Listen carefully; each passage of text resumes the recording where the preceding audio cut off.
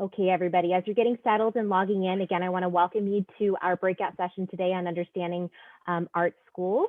We have some experts in the area today with us. My name is Bea. I'm with Futureology. Some housekeeping items before we begin, okay? Today's presentation will be recorded and you'll be able to access that on our website by next week. If you have any questions, please do not be shy. Enter them into the Q&A and we'll be able to answer your questions throughout the presentation and maybe at the end if we have some time as well, okay? Your camera and your microphone are going to be turned off, so all you have to do is sit back, relax, and enjoy. And with that, I'm going to pass it off so that we can begin our presentation. Amy? Oh, thanks everybody. Thank you all so much for coming. Apparently I missed flying because I was like, sit back, relax, and enjoy. Oh, I miss hearing those words on a flight. So we really appreciate you all taking the time. This is going to be a little convoluted. There's a lot of information and we're going to use the term arts a little bit loosely so that we can talk about all different kinds of arts. We're just going to do a really quick 1-minute intro on us and our schools because of time. So I'm Amy Mitchell. I'm regionally based. I live out in California. Emerson College is right in the heart of Boston. We also have a campus in LA and we own our own medieval castle in the Netherlands.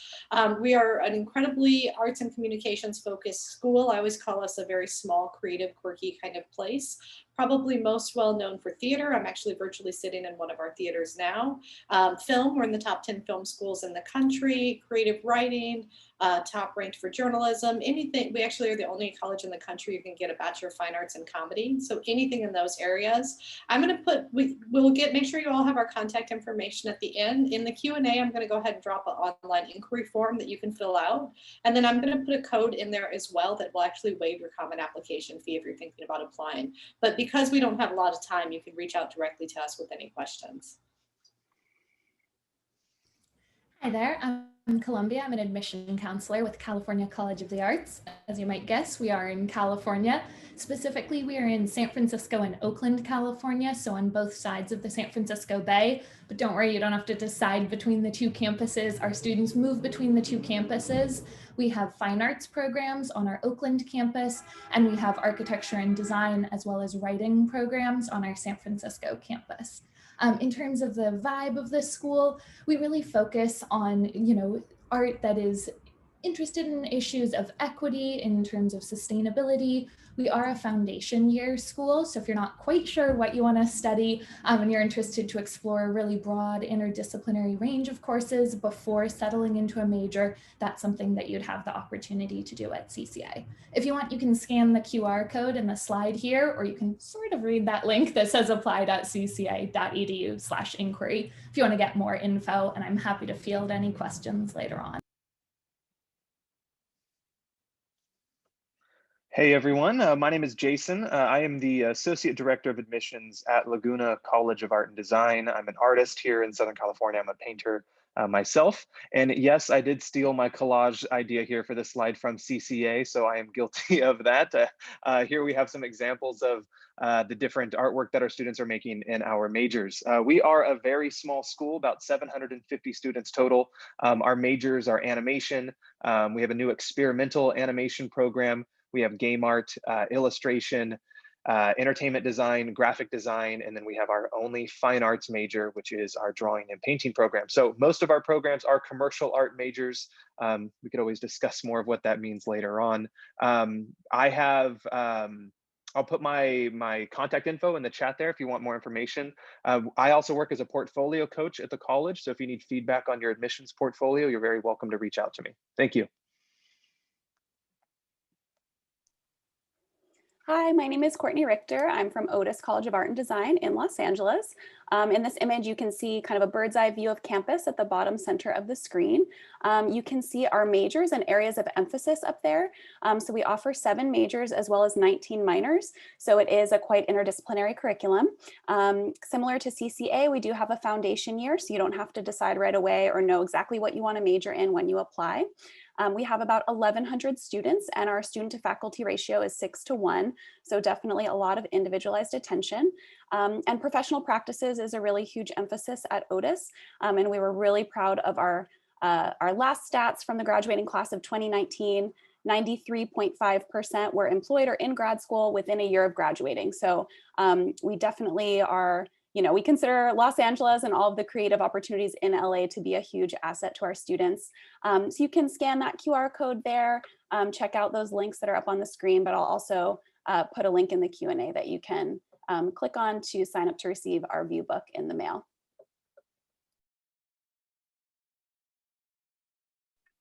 All right, so that's my cue here. We're going to go through some slides here talking about what it means to study art at the college level.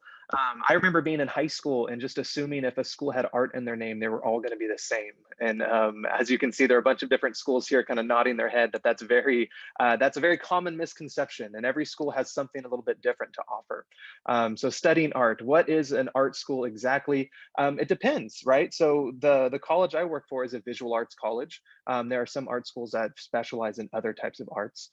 So that's a great question when you reach out to these individual schools to see, what's going on there. How freaked out should my parents be? Well, I'll speak for myself, how freaked out my parents were when I went to school. They were very supportive, but they were concerned, mainly because a lot of what they knew about the economy of where I had grown up was that not a lot of people had art jobs. But I was also from a very agricultural type of community, right? So my parents were not as familiar with that type of thing. But here, a lot of these schools, we have a couple schools here from Southern California, all over the world, strong metropolitan cities. A lot of creative jobs are found in metropolitan areas. So that's a good thing to look into is what kind of jobs are available, around those areas. Aren't all art schools the same? No, they are not. Some schools will specialize in one thing over another. And that's a good question when you reach out to these schools, is to see like, what do they specialize in? Okay, let's go to the next slide there.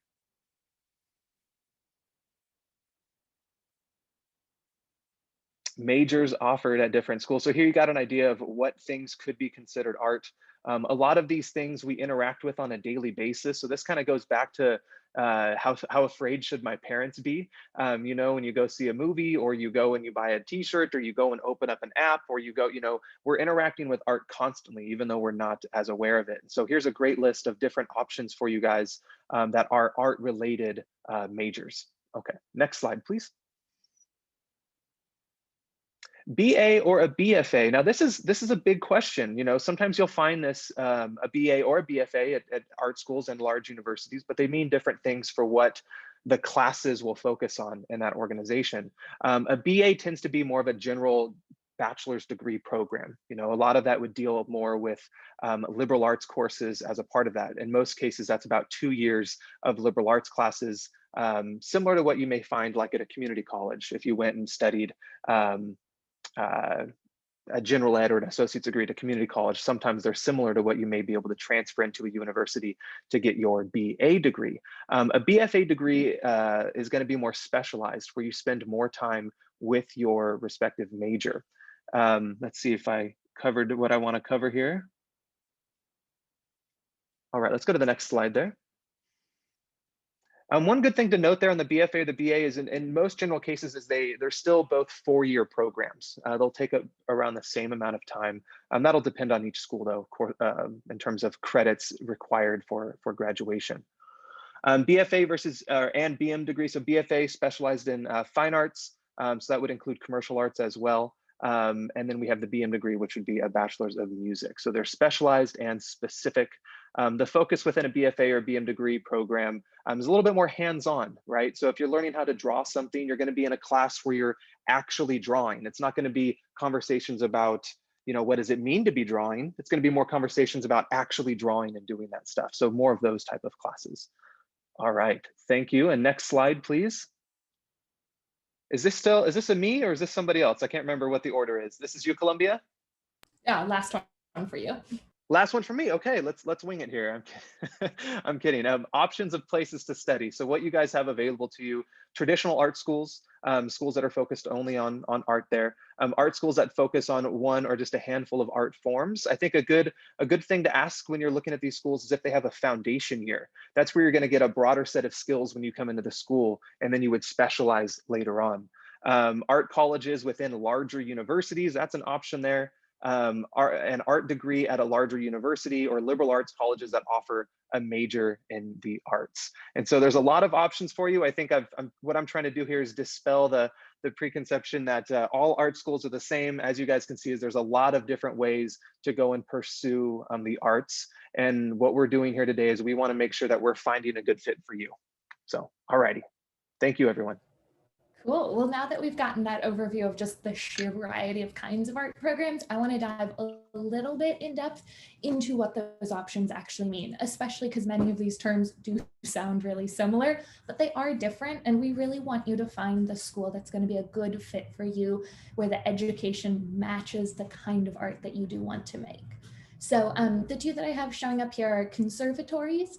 Those typically are going to be performing arts oriented, definitely very focused, intense, rigorous, definitely with a professional focus. So for folks who want to be professional actors, professional musicians, that focus is on career. They're not going to have as much of a focus on academics or that holistic sense. They're going to be very, very driven towards that kind of performing art that you want to pursue. The four-year art-focused school, that's the kind of school I come from, and probably what most people think of when they hear the term art school. These are going to be very much focused on you as an artist. Typically, when we say art school, it's probably referring to, schools that offer visual art, maybe visual and performing arts, but distinct from the more focused conservatory that's just going to be focusing on performance art. We can go to the next slide for a few more types of schools. We also have other kinds of, arts and liberal arts schools that offer those liberal arts degrees, the more general education focus. So when Jason was talking about the difference between a BA and a BFA, looking at the kinds of degrees that a school grants is a helpful kind of clue that you can get to what type of education and what ratio of, studio or performance versus other academic work you're going to be doing. So again, there's not a right answer here. Some students want all, performance, all studio art all the time. Some students want, much more of an academic broad focus with a little bit of art. Those exist, everything in between those exists, and it's about finding kind of the right fit for you. The last kind of school I want to highlight are vocational schools. So these are, again, going to be a little more technical, a little more career oriented. They're often very skills focused. So honing in on a specific type of skill within a field. And these schools are often not accredited. So I'm going to talk a little bit more about what accreditation means, because I know that's a term that gets thrown around a lot without often being explained, but it is a valuable thing to think about as you view schools. The one thing to keep in mind if you are looking at vocational or technical schools is that often the credits you receive are not transferable. So we know, especially right now with COVID and the economic climate, a lot of students are thinking about doing a couple years at a community college, then transferring to another kind of school. So just thinking about the transfer pathways available to you, what kind of credits are going to be recognized. And that's as easy as, emailing anyone like us when we give you our email addresses and saying, hey, would you take credits from this kind of school? We'd be happy to advise you on that. We can head to the next slide. So accreditation, right? That big word. The school's accreditation status, you can kind of think of it like a stamp of approval. There are these accrediting bodies that go through the curriculum of a school and figure out kind of what level of education it's providing. So when you're looking for art schools, if you do want an accredited institution that is going to have transferable credit, it's great to look for schools that are nationally accredited by NASAD. I know all four of us schools here today are NASAD accredited. And then if you're interested in music schools, the National Association of Schools of Music is an equivalent body. So again, it's kind of a technical classification, but worthwhile to know what that means as you're viewing different schools. So we can head to the next slide. Okay, so now that we've gotten past accreditation, the interesting part of school and where it comes to figuring out the fit for you is the kind of curriculum that you're going to get. What classes are you going to be in? What are you going to be doing day to day? So as the four of us introduced ourselves, we mentioned, I'm a foundation school, which I am at CCA, and then there are schools that are direct entry. The difference between the two of those is a direct entry school, you apply to your major, knowing what you want to study, and you jump right into that major. So you do your full 4 years in one major. A foundation year school, you don't apply specifically to the major, rather you apply to the school as a whole, and then you take your first year and you get to explore a foundation year curriculum. So you can kind of think of that as a broad sampling of classes. You can see a few listed here, 2D art, 3D art, maybe art history, maybe writing. It'll vary a little bit school to school, but it's going to be a broad overview. And then once you've had a chance to try a few things out, then you're going to be jumping into your major after that. So again, 2 different options, worth keeping your ear out for those words when you're in other school presentations. In terms of performing arts, schools that require you to do an audition for direct entry mean that you have to show that you're already proficient in the area that you want to be studying. So this means that you're going to be auditioning, you're going to be saying, yes, I want to study violin with these violin teachers, and here, let me show you my violin performance, or whatever your performance field may be. I do want to note that when it comes to, different conservatories, there sometimes are schools that have jury reevaluations, or sometimes they'll call them cut systems, where you are admitted to the school based on an audition, but continuing all 4 years through the program is dependent on your performance. So just because you get into a program at a school isn't necessarily a guarantee you'll get to stay in that program all 4 years. That's another thing, ask the schools you're looking at. That's a good thing to know going in, because some students love that high competitive energy. Some students say, no, that doesn't work for my learning style. Again, both totally fine. It's just about finding the school that matches how you want to learn. Next slide. So in terms of the philosophies of art schools, and for right now, I'm talking more about visual art schools, there's kind of like a long spectrum of schools. There's schools on one end that are a little bit more conceptually focused. They're thinking about the philosophy, the theory of art. And then on the other end, there are schools that are a little bit more technically focused. They're thinking about the technical making skills. Can we head to the next slide to dive into this? So I have a few examples of concept-based schools. You can see a few schools on the list here. These are schools you may have heard of, and they're really going to focus on the theory, the ideas of your work, the why of making the work. This often means you're going to find some experimental programs, sometimes programs without specific, industry-focused majors. The next slide. Then on the other end of the spectrum, we have schools that are more focused on the technical, teaching you specific skills, often very much focused within a medium or within a major. So you can see a long list of schools here. We've got Laguna, so I'm sure Jason is happy to talk a little bit more, about kind of his relationship, with a technical-based art school. And then last slide, I said it's a spectrum, right? So we can say, sure, there's one end, there's the other end, but then there's all the other schools in between. And you can kind of ask schools where they fall on this spectrum, and they'll be able to have that conversation with you. But you can see Emerson, Otis, and CCA, we all kind of consider ourselves somewhere in that mid-range of teaching technical skills, balancing them with a conceptual skill. It's not a precise matrix by any means, but it's a worthwhile conversation to have as you look into different schools. I'll turn it over to Courtney. Okay, so I'm going to talk a little bit about the application process and portfolio for visual art and design. So probably the most important thing to know, which I'm sure you, if you're beginning your research, you're already realizing, it's going to be, of course, different for every single school. So there are common elements, but you really have to read the fine print and understand what is the most important component of an application for any given school that you're applying to. So some schools will want to see letters of recommendation from people who know you as a creative person. So ideally an art teacher or some kind of art instructor you've had before, maybe someone who's overseen you at a visual art and design related internship. Pay attention to what the personal statement or essay is asking for. So for some schools, this might be asking for an actual artist statement, a statement about your work and your practice. Others might want more of a kind of overview of why you're interested in art and design, what your future goals are with art and design. So those are important distinctions to be aware of. Do an interview if possible. So even if it's not a required interview as part of the application process, you can meet with admissions representatives at different schools. It is literally our job to help you. So we're here in that capacity to chat with you, no matter how familiar you are or are not yet with our school. We're really happy to kind of talk about what our school is known for, what the experience is like, and whether it would be a good fit for you based on what you're looking for. The next one is a really good point. If you've had a rough spot with your grades, make sure to address that in a written statement. So I know we kind of look at the arc of your academic performance. So you might have had a rough semester or a rough year, but maybe you've been on an upward trend. And so you might just want to address that. And that's totally fine. It doesn't mean you'll be disqualified, but addressing that is a really good idea. And again, don't be shy, reach out to us. We are here to help you through this process. We know it can feel overwhelming, but we want it to go smoothly for you. Next slide, please. Okay, so the Common App, a lot of schools are on the Common App now.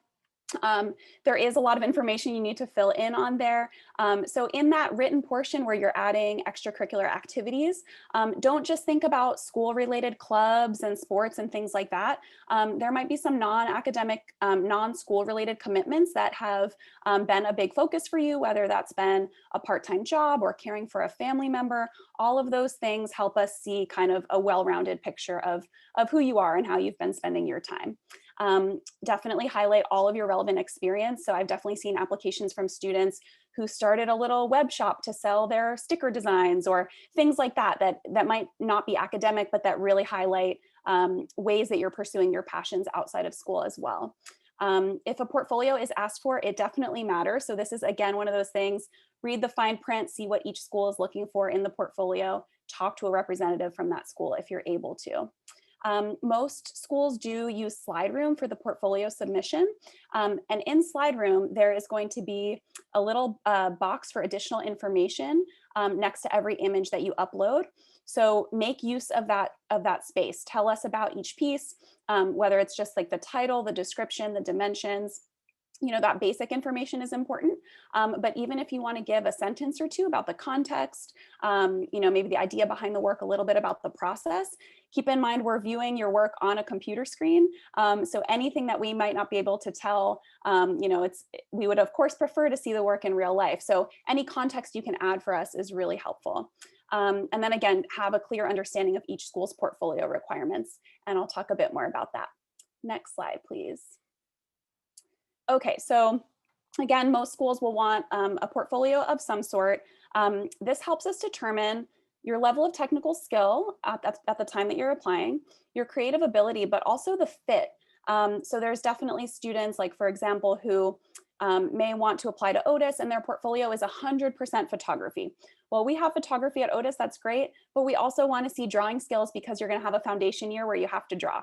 So that, in conversation with students, if I meet a student who never wants to pick up a pencil, only wants to use a camera, our program might not be the best fit for them. So, there's a few things being kind of determined there. So again, having that conversation, making sure you have a really good understanding of those requirements is really important. Again, this is one way that requirements will vary. Some schools might want to see an emphasis on variety in your portfolio to see that you're exploring a lot of different mediums. Other schools will really want to see a sense of cohesion from your portfolio. So I apologize. This part of the presentation is a lot of gray. There's no kind of black and white answer how to make one perfect portfolio, because if you're doing it right, you're probably tweaking it and making it a little bit different for each school that you're applying to. So some examples of types of portfolios, you might need to submit a major specific portfolio. So if you're applying for a graphic design program, your work is supposed to be graphic design. There are some schools that a portfolio may not be required for admission, but only to be considered for a scholarship.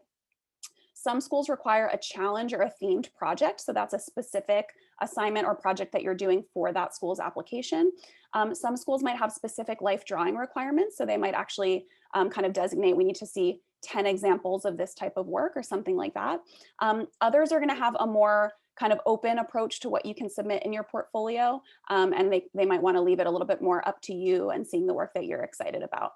And a good note is usually, even if your portfolio is one that shows a little bit more variety, it's a good idea to include at least one series to show kind of a commitment to a certain idea over multiple pieces of work. Next slide, please. Okay, so things that portfolios might be looking for when they are calling for diversity and variety in the work, of course, a variety in medium. So they might be asking to see your proficiency in various mediums. And this is one thing that I think is tricky because classroom assignments can definitely be used in your portfolio if it is some of your best work. But we kind of want to see you push past those assignments. So if you're making assignments in a class that are, really geared towards learning a certain skill, that might be a great assignment for helping you build that skill, but maybe it's not kind of getting personal or showing your personal creative perspective. So kind of being able to consider what assignments are unique to you and where you really need to push past that to be making work that's more individual to you. And typically these portfolios are going to be anywhere between 10 and 20 pieces on SlideRoom. I can't speak for everyone here, but I know 10 to 20 is the requirement at Otis. And I always tell students, we really mean that range. So if you look at your work and you find that 14 pieces are your absolute best work, and then you think, number 15, 16, those aren't as strong, I would say leave those extra ones out because that actually detracts from the strength of your portfolio. You really want to focus on your best work and putting your best foot forward there. Next slide, please. Okay, so nowadays, of course, like everything, portfolio reviews are happening virtually. So there are just a few tips if you are having a virtual portfolio review to hopefully help that go smoothly for you. So research the school's portfolio requirement in advance. That'll really help you know what questions to ask during that time. Have clear documentation. So even if you don't have your kind of final documentation that you're actually going to submit, just make sure in this context we can understand what we're looking at. So even if it's a smartphone photo, have it cropped, have it color corrected so we can really see what we're looking at.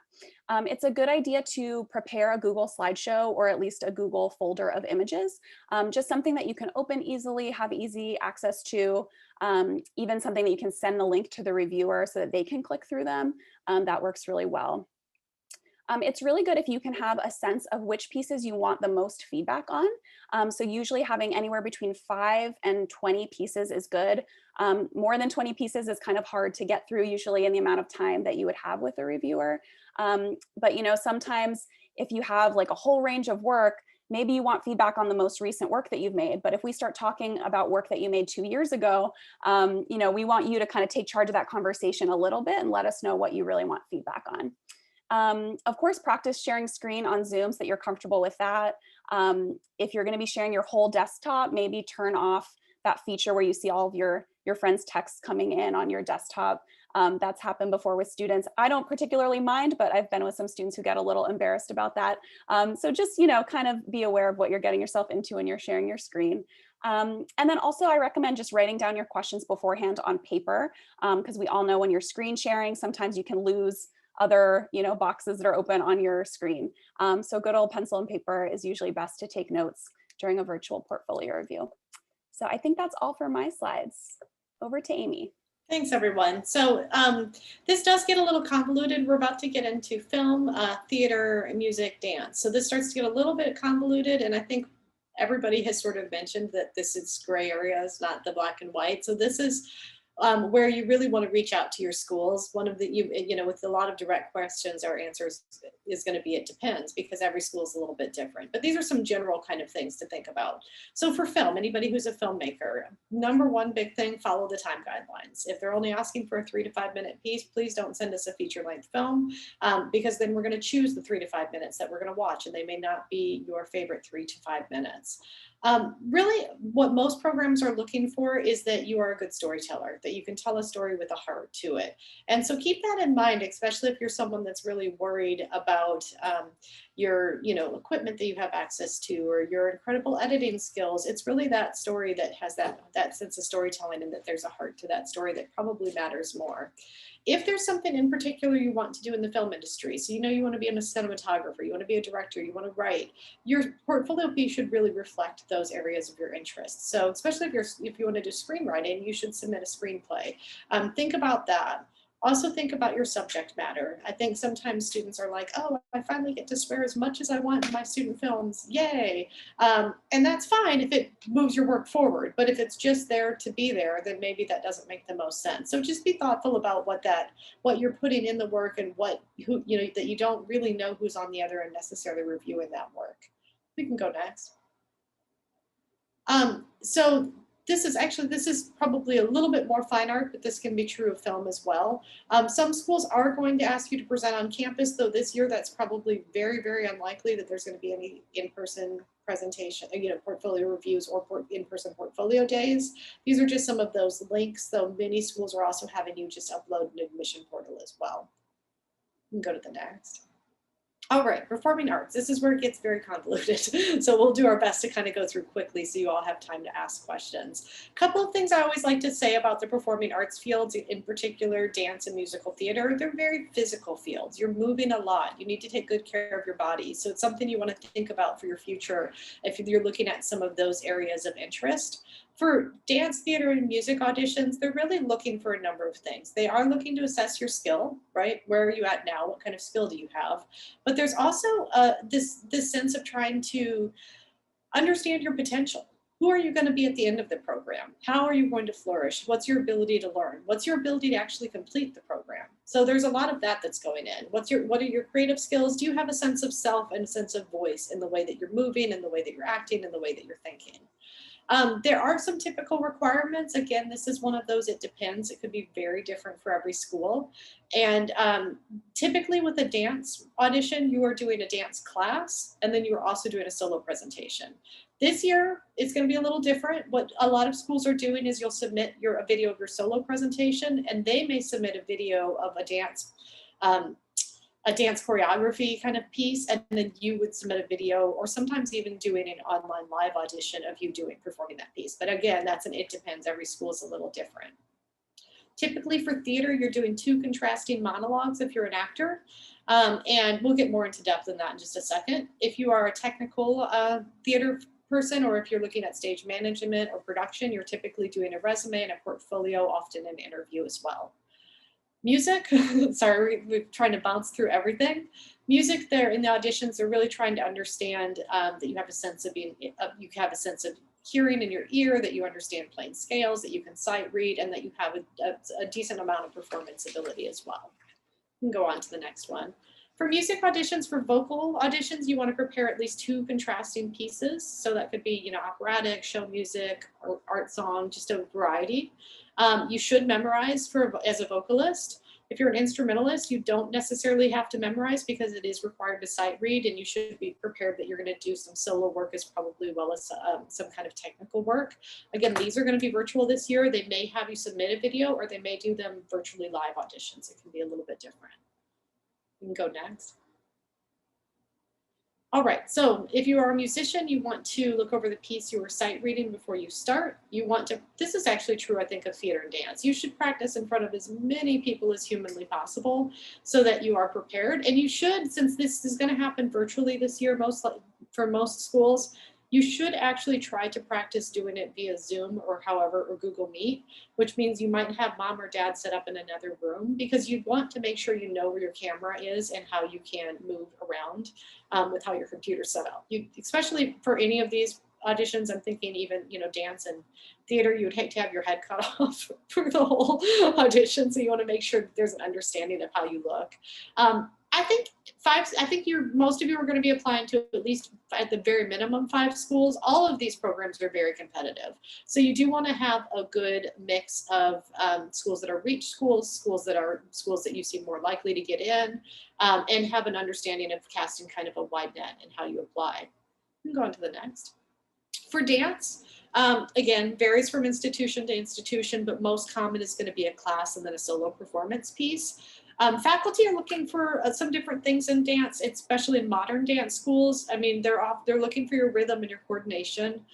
They're also looking for your body structure and how do you fit in with the way everybody else is working, and how does that work for the entire, all the pieces that are planned and things like that. More importantly, they're often looking for your potential to learn and your ability to complete the curriculum, because these are really physical fields. You can go forward. Theater. So theater auditions, we already mentioned that they sometimes can take place throughout college. It's very common to be admitted as a BA and then have to audition for the BFA program, or there are often, it's already been mentioned, sometimes cut programs or juried evaluations that happen. You're typically choosing 2 contrasting monologues. Musical theater, you get the triple whammy. You do 2 contrasting monologues, 2 musical pieces, and then a dance movement sequence as well. You can go forward. For theater auditions, please choose materials that's suitable for your age. They really want to see who you are as an actor and cut through the heart of who you are as an actor without you trying to stretch yourself as far as age or using some accents or, you know, doing something that's a little bit more unusual. It's not that you won't have plenty of time to do that in the program, but for the actual audition, they're really just trying to hone in on who you are now. You also want to know the entire play. A lot of times they'll ask, well, why did you make that choice based on what happens later in the play? And you're like, I don't know, I just chose this out of a book of monologues. You don't want to do that. You want to have read the entire play so that you understand why you're making some of the choices that you're making. You should definitely memorize. You want to memorize frontwards and backwards. I know with our auditions, a lot of times they'll stop you and have you start in the middle. And that can be a real fumble for some people that haven't memorized very well. And one of the big things you want to be prepared for is to take direction. Most of the auditions this year are going to be virtual, but they're still most likely going to be live virtual at most schools. So you will still have some interaction, and that taking direction is a pretty important piece of the puzzle. You can go to the next. So a couple of things to keep in mind. These are some important dates. The National Portfolio Day is normally when you would be able to go into one big place and get all your portfolios reviewed in that place. It is virtual this year, right? Since we're not a fine arts school, right? Okay, so it'll be virtual this year. And then unified auditions, the same thing. Normally in Chicago, New York, and LA, you would go and be able to audition for a number of schools at once, but this year it's going to be virtual, so it's a little bit different this year.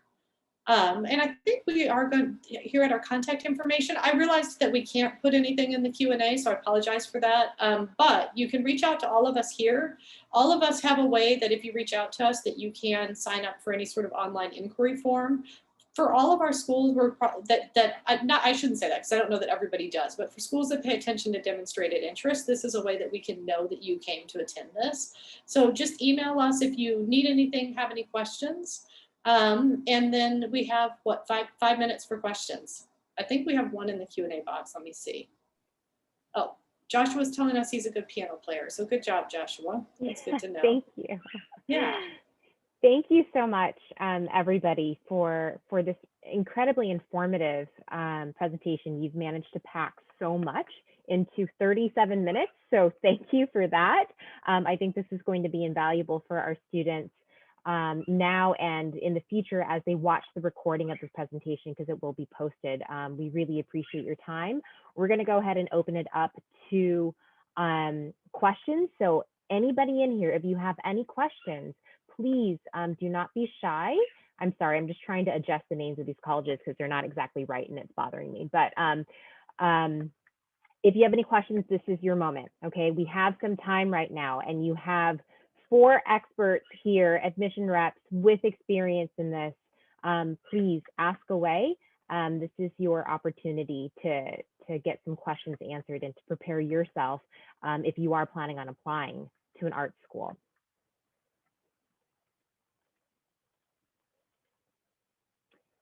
And what I might like to do is I might actually share a whiteboard and just allow everybody to type in their information, because that's going to be our workaround, because we're creatives here, right? We can work around things. So if anybody wants to annotate for our co-hosts only, for our panelists, you're welcome just to add your information on here. I believe that you'll be able to, if you click annotate and add your text. I would love for you just to add your contact information, interest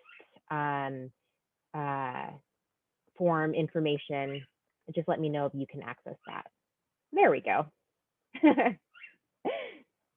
I'm sorry, I just drew a random red line. That's okay. You can undo that. You're feeling very artsy. We're having a good time with this. How do I access this? So if you go to the toolbar, Jason, and you go to annotate, it might be under where the 3 dots are, but you should be able to annotate. And you click on annotate, you'll be able to click text, and you should be able to start typing things in. I'll look for it. Okay, here we have a question coming in and I'm going to ask it and anybody can answer. This is from Sophie, and Sophie wants to know, for a dance program, would you typically recommend something like slideroom.com or a specific kind of portfolio? I can answer that. Sorry, I was on mute. I drew a random purple line too. I apologize. So that's another, Sophie, that's another, it depends, because it really is, that is going to be really dependent on the school that you're working with.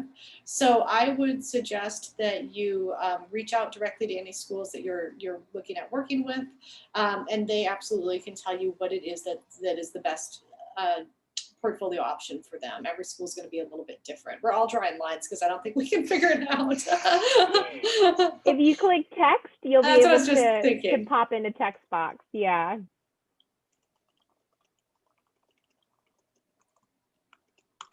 Awesome, Sophie. Thank you for the question. What else have we got? I know we have some people left in here, so take this opportunity and ask all the questions that you might have. And again, thank you so much to our panelists, Jason, Courtney, Amy, Columbia. We really appreciate your time and again, your expertise. And for everybody who's still in here, please remember that this is going to be posted on our website if you want to review it. If you have additional questions, specific questions about a strategy to apply to schools, you're welcome to schedule an appointment with one of our counselors. I'm one of the CUSD College and Career Counselors. So go to our website, schedule an appointment with us. We can come up with a game plan for you as far as choosing, I think as Amy mentioned earlier, a well-balanced list, right? Because we want to make sure that you're applying to, you know, a majority of target and safety schools with a sprinkling of reach schools in there, right? And so if you don't know what that means, schedule an appointment with us so that we can go through that together. And again, that's going to be very unique to each individual, okay, as far as what safety, target, and reach means. Oh, yes, I see this, I feel like it's very apropos for the group that we have with us, that we're collaborating on a whiteboard right now. Okay, so we have a question coming in from Edward. And it says, I'm interested in animation. If I drew a model and then made a character design based off of those, off of the pose, would it count as two pieces or one? That's very technical. Anybody have an answer for that? Yeah, I can look into that a little bit. So the way we define our portfolio pieces is we actually call them portfolio pages. Animation's a great example for this reason, because an animator is going to have several poses, right? On a single page of animation. So if you draw a model and then made it, are you talking about a figure model, like a pose, or maybe I'm confusing your language there, but right, if you draw a model, you would likely, if you were demonstrating your figure drawing skills, you would have like 9 models on one page. That would be your figure drawing submission for your portfolio. And then character designs, like I said, you would have multiple poses. Ideally, we don't really care to see turnarounds, you know, like very ergonomic, like flat turnarounds. We want to see character poses of characters in gesture, doing things that they would be doing that's communicating story. Yeah, a figure model. Okay, that's something, I mean, it's a case-by-case basis. That's not a question I've received before, but if you do have like a costumed pose and you want to like maybe build a character on it, we can talk about that. You know, that sounds like a cool idea. Awesome. Thank you so much, Jason. Oh, go ahead. I can speak to that a little bit as well. I think different schools might have, again, slightly different takes on this, but I know we encourage you to organize your portfolio in the way that makes the most sense. So if you, you may have like a section of your portfolio that's going to be figure drawing, and then a section that's going to be more like finished character designs. I've also seen students kind of include a little bit of process to the finished digital rendering all within one slide, if you will, within one image. So you might show us like a few of your kind of preparatory sketches and then how that led into the finished character design as well, if it makes sense to show us a bit of your process. So, you know, for a lot of finished work, it's probably going to be one piece per slide. Like I don't want to see 6 finished paintings crammed into one slide or something like that. But for certain types of work, it makes sense to have kind of multiple images on one slide. Thank you so much, Courtney. I hope that answered your question. That's also for Edward. A great pitch. We mentioned kind of the National Portfolio Days. that is exactly the sort of question you can bring to National Portfolio Day, and you can ask different schools, because not every school is going to say the same thing, but getting that feedback and knowing you're doing the right portfolio for the right schools, that's going to be invaluable. And you can come like chat with us live over Zoom. So. Yeah, another thing on that too. So National Portfolio Day, normally you would have to wait till it comes to your city. In the case of Southern California, you'd have to go to San Diego or Los Angeles. But right now, National Portfolio Day is online. And so every weekend there is an event somewhere. There's like a geographical location, but you can attend any weekend. So Google search National Portfolio Day. I believe it's a .org, not .gov, .org. And you can check out to get all the sign up information there. Awesome. Thank you, Edward. You got like the full kit and caboodle there with like all of those answers. So I hope that answered your question. For those of you who are still with us, take a photo of the screen so that you have these URLs and the contact information. I'm going to take it back to the slideshow for a second to close out for today. But if you do have a phone out, I want you to take a photo of this so that you're not missing this information. I'm going to give you about 10 seconds to do that. You're welcome, Edward, on behalf of our awesome panelists. Then I'm going to go back to the slideshow because I want to share our final slide with you. Okay, so everybody take a photo. I'm giving you 5, 4, 3, 2, and 1. Okay, we're going back to this guy right here. So I apologize for that abrupt change. Again, contact information for you. Right here. I don't know how I got my thing on everywhere. Sorry. Sorry.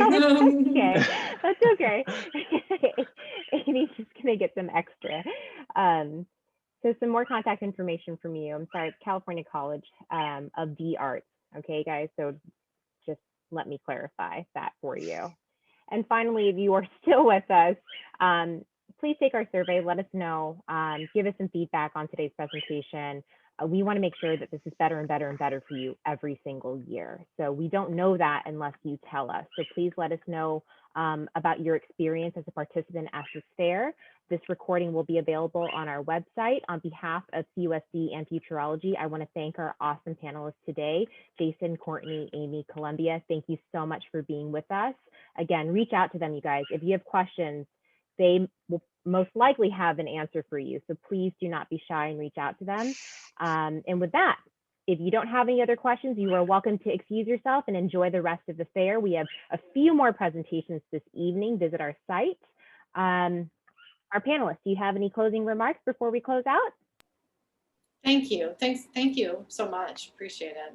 Oh goodness, thank you. We really Everyone's for appreciate your having us. time. Thank you for joining us, everybody. Okay, well, you have a wonderful evening, everyone. Have a wonderful rest of the fair. We have a few more events before it's over. Good luck to all of you seniors, and hopefully we'll see you soon. Thank you, everybody. Thank you. Have a great night. Bye. Bye. Bye.